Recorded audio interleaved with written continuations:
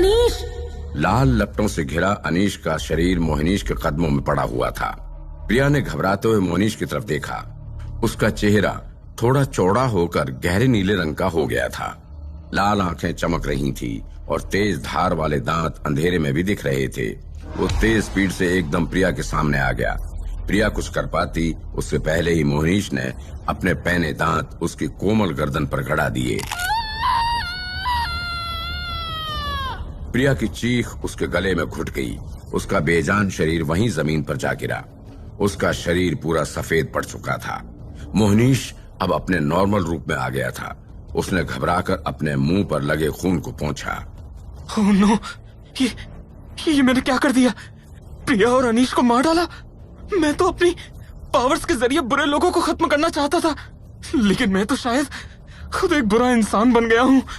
इस महापिशाच ने मेरे शरीर में प्रवेश करके मेरे गुस्से को बहुत ज्यादा बढ़ा दिया है, जिसकी वजह से ये हुआ।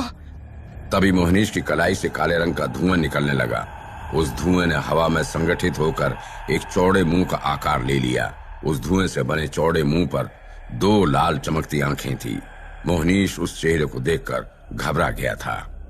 गुस्से में उठाए कदम का दोष मुझ पर मत डाल लड़के। तू इस लड़की से प्रेम करता था, लेकिन जब इसने तेरे प्रेम को अस्वीकार किया तो तूने ये कदम उठाया। ये मत भूल कि आज तू जो कुछ भी है वो मेरी शक्तियों की वजह से ही है।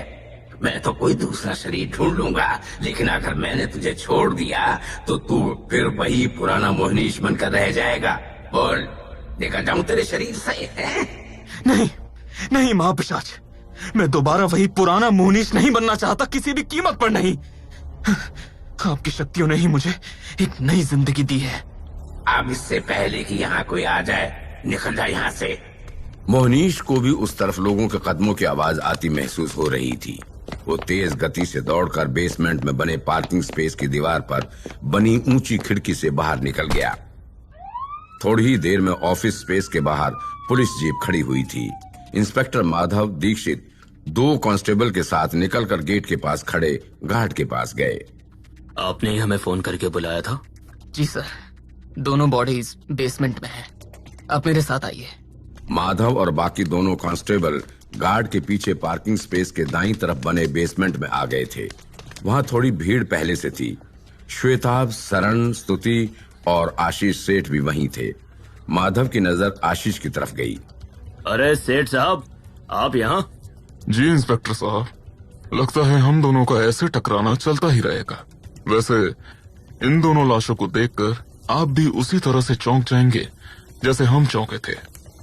माधव और उसके साथी पुलिस वालों ने भीड़ से आगे बढ़कर देखा। दाईं और बाईं तरफ गाड़ियों के बीच खाली रास्ते में एकदम झुलसा हुआ कंकाल पड़ा था। उस कंकाल से भी हल्का हल्का धुआं उठ रहा था। ये कंकाल तो अभी भी एकदम गर्म लग रहा है सर। बाकी पूरा शरीर तो एकदम राख बन चुका है। जरा दूसरी बॉडी का भी हालचाल ले लेते हैं। माधव आगे बढ़कर प्रिया की सफेद पड़ चुकी लाश की तरफ गए तो उनकी आंखें हैरानी से खुली की खुली रह गईं। अरे, इस लड़की की बॉडी तो ठीक वैसे ही मिली है जैसे आशीष सेठ के दोनों लड़कों की बॉडी मिली थी। गर्दन से मांस का एक बड़ा टुकड़ा गायब है और पूरी बॉडी में खून नहीं है। पीछे खड़ा आशीष हल्का सा आगे आया। मतलब साफ है इंस्पेक्टर साहब, इस लड़की प्रिया को जिसने भी मारा उसी ने मेरे दोनों आदमियों को भी मारा होगा। इतनी जल्दी किसी निष्कर्ष पर पहुंचना बेवकूफी होगी सेठ साहब। वैसे ये दोनों थे कौन? सरन भीड़ से थोड़ा आगे आया। ये हमारे ऑफिस में एचआर थी सर, प्रिया गोस्वामी। इसके साथ इसका बॉयफ्रेंड था जिसे आज ऑफिस पार्टी में लाई थी। इसका नाम अनीश है शायद। क्या इस वक्त वो सभी लोग यहाँ पर हैं जो कि ऑफिस पार्टी में थे? सर, ऊपर हॉल में बाकी लोग हैं। हम लोगों को तो गार्ड भानुराम ने आकर बताया कि उसे प्रिया की चीख सुनाई दी। जब हमने आकर देखा तो दोनों प्रिया और उसके बॉयफ्रेंड का ये हाल था। तब हमने तुरंत आपको फोन किया। बॉडीज को तो हम पोस्टमार्टम के लिए भेज देंगे, लेकिन उससे पहले ये बताइए कि जब पार्टी ऊपर थी तो ये लोग पार्किंग में क्या करने आए थे? सर, अब जवान लोग पार्टी छोड़कर बेसमेंट में क्या करने आएंगे? समझ गया, लेकिन क्या और कोई भी इनके बाद पार्टी से बाहर आया था? सर, प्रिया और उसके बॉयफ्रेंड के बाद तो मैंने आपके बेटे मोहनीश को ही बाहर निकलते हुए देखा था। मोहनीश, अरे वो तो आपके साथ इतने महीनों से हैं। क्या आपको लगता है कि वो एक मक्खी भी मार सकता है? वैसे माधव जी, आप बुरा मत मानिएगा, लेकिन मोहनीश कुछ दिनों से काफी बदला बदला सा नहीं लग रहा आपको? सरन की बात ने माधव को कुछ सोचने पर मजबूर कर दिया। इतने में स्तुति भी भीड़ से आगे आई। वैसे सर, अनिल भी इन लोगों के जाने के थोड़ी देर बाद बाहर निकला था। मैं तो रिसेप्शन पर ही थी, इसलिए मुझे पता है। ये अनिल कौन है? हमारे साथ ही काम करता है सर। कल उसने प्रिया को प्रपोज किया था, तो उसके बॉयफ्रेंड ने उसे सबके सामने मुक्का मार दिया था। अनिल थोड़ा गुंडा टाइप लड़का है सर। इस वक्त अनिल और मोहनीश दोनों गायब हैं। माधव उसकी बात सुनकर कुछ सोच ही रहा था कि आशीष ने स्तुति की तरफ गुस्से से देखा। मैडम, अनिल पर सोच समझकर इल्जाम लगाइएगा। लेकिन आपका अनिल से क्या लेना देना है आशीष जी? सगा भतीजा है वो मेरा। ओह, आई एम सॉरी सर, मुझे पता नहीं था। उस मोहनीश को पकड़ो, उसी ने किया होगा मर्डर। उसकी बात सुनकर माधव के चेहरे पर गुस्सा नजर आ रहा था। आशीष ने उसकी तरफ देखा। ओह, मैं तो भूल ही गया था, वो तो इनका बेटा है। ये भला उसे क्यों पकड़ेंगे?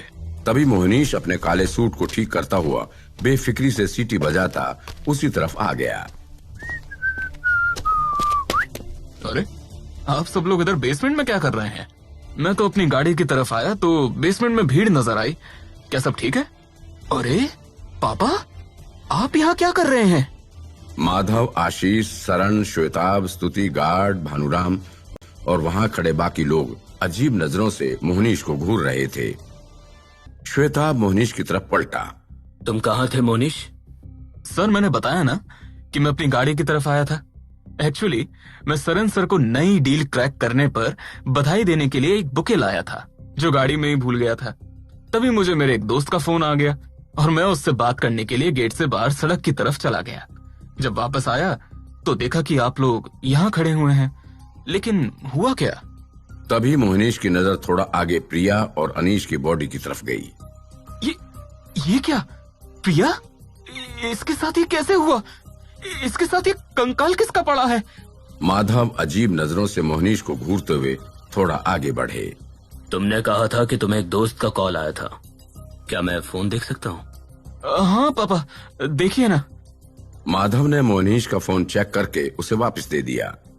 ठीक है, लेकिन ये दूसरा लड़का अनिल कहाँ गायब है? जब मैं सड़क पर बात कर रहा था तो अनिल तेजी से कहीं जा रहा था। उसके चेहरे पर काफी घबराहट थी।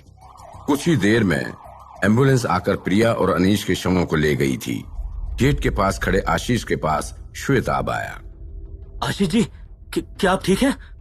मेरा भतीजा गायब है, वो इस मर्डर में सस्पेक्ट भी है।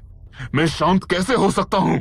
आई एम रियली सॉरी कि आपको ये सब फेस करना पड़ रहा है। आप चाहे तो हम साथ में काम करना थोड़ा डिले कर सकते हैं। डिले क्यों करना भाई? भतीजा है अनिल मेरा, औलाद नहीं जो उसको लेकर दुखी होता रहूं। अगर उसने मर्डर किया है तो सजा भी भुगतेगा। हमारा माइनिंग का काम टाइम से चालू होगा। वैसे इंस्पेक्टर माधव के लड़के मोहनीश के बारे में तुम्हें क्या लगता है? मर्डर कर सकता है? अगर ये खूनी होगा भी तो इसका बाप तो इसे बचाने की कोशिश करेगा ही। अरे बिल्कुल नहीं सर, मोहनीश को 36 तो बीमारियां हैं। थोड़ी देर खड़े रहने में सांस फूल जाती है उसकी। हार्ट अटैक आ गया था। वो किसी मक्खी को भी नहीं मार सकता, मुझे पूरा भरोसा है। कुछ ही देर में इंस्पेक्टर माधव हवलदारों से बेसमेंट के पार्किंग एरिया में पीला टेप लगवा रहे थे। अरे ठीक से लगाओ मोतीलाल, कोई भी भूला भटका इस तरफ नहीं आना चाहिए। फोरेंसिक की टीम के आने तक हमें भी शायद रुकना पड़ेगा। माधव पलटे ही थे कि उनके सामने पतला दुबला घनी सफेद दाढ़ी और मूंछों वाला बूढ़ा आदमी आ गया, जिसके माथे पर त्रिपुंड, गले और बाहों में रुद्राक्ष की माला के साथ नीली धोती पहनी हुई थी। अरे बाबा, आपको दिख नहीं रहा कि ये क्राइम सीन है? यहाँ ऑफिस कॉम्प्लेक्स के अंदर कैसे आ गए आप? बाहर निकलिए, चलिए। तांत्रिक मनक नाम है मेरा। वर्षों से तंत्र विद्याओं की तपस्या की है मैंने धारकोट की भूमि पर। वहां से एक ऐसी शक्ति आजाद हुई है जो यहाँ देहरादून शहर में तबाही मचा रही है। मुझे यहाँ उसकी ऊर्जा का आभास हो रहा है। अरे किसकी ऊर्जा का एहसास हो रहा है आपको बाबा? महापिशाच की। खून पीने वाले पिशाचों के बारे में तो सुना था, लेकिन महापिशाच के बारे में तो मैं पहली बार सुन रहा हूँ। तभी माधव के पास खड़े हवलदारों में से एक ने जाकर मनक के पैर छुए। मनक बाबा की जय हो। अरे मोतीलाल, तुम इस ढोंगी बाबा के पैर क्यों छू रहे हो? ये कोई ढोंगी बाबा नहीं है सर, बहुत ही पहुंचे हुए सिद्ध पुरुष हैं। धारकोट में तो हर कोई जानता है इन्हें। अच्छा चलो बाबा, अगर आपकी इतनी ही मान्यता है तो मैं आपको इस महापिशाच के बारे में बताने के लिए 5 मिनट देता हूँ। ये कौन है? आपको क्यों लगता है कि ये खून उसी ने किए हैं? ये कहानी हजारों साल पुरानी है। तब धरती पर मानव के अलावा यक्ष, गंधर्व, राक्षस, दानव और पिशाच भी रहा करते थे। इन्हें आज सिर्फ पौराणिक किरदार माना जाता है, लेकिन इनका अस्तित्व सच में था। ये सब मानवों की तुलना में संख्या में कम थे, इसलिए जंगल या पहाड़ों जैसी दुर्गम जगह पर इनका वास हुआ करता था। पिशाचों का राजा था महापिशाच, जो कि सभी पिशाचों से ज्यादा शक्तिशाली था। उसकी इच्छा धरती की बाकी प्रजातियों पर भी राज करने की थी। महापिशाच ने घोर साधना करके कई सारी सिद्धियां प्राप्त की। अब वो बहुत ज्यादा शक्तिशाली हो चुका था। वो अपनी पिशाच सेना के साथ बड़े बड़े शूरवीर राजाओं के राज्य में रात के समय घुस जाता। दिन तक उन राज्यों में बस इंसानों के कटे फटे शरीर के टुकड़े और कंकाल ही मिलते। रक्त के प्यासे पिशाचों ने चारों तरफ कोहराम मचा दिया था। इसी दौरान कई राज्य महापिशाच की सत्ता को स्वीकार करके उसके अधीन हो गए। अब जो राज्य उसके अधीन थे उन्हें वो कुछ नहीं करता, लेकिन जो उसका विरोध करते वो बचते नहीं थे। उसके आतंक से त्रस्त सभी राजाओं ने उस वक्त के महान तपस्वी ऋषि कृपाचार्य से मदद मांगी। कृपाचार्य की तप शक्ति से महापिशाच की शक्तियां टकराईं, लेकिन उनके तप की ऊर्जा ने महापिशाच के विकराल शरीर को कई कणों में विखंडित कर दिया। कृपाचार्य ने उन विखंडित हुए कणों को एक तांबे की छोटी मूर्ति में कैद करके उसके आसपास पवित्र धागा बांध दिया, जिससे उसकी ऊर्जा मूर्ति से बाहर ना निकले।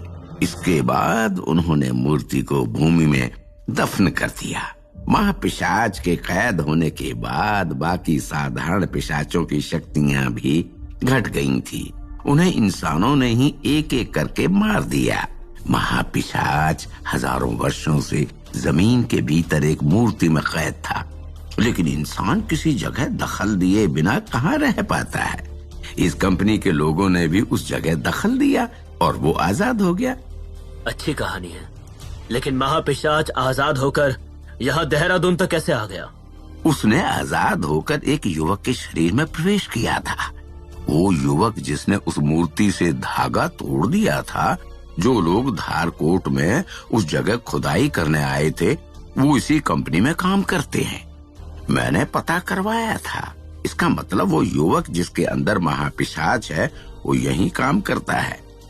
देखो बाबा, आपकी कहानी अच्छी थी, लेकिन हमारे पास और भी काम है। हम पिशाचों की कहानियों का पीछा करते नहीं घूम सकते। आप यहाँ से जा सकते हैं। तुम अभी मेरा विश्वास नहीं कर रहे, लेकिन एक दिन जरूर करोगे। इसके बाद मनक खुद ही पलटकर वहां से चला गया।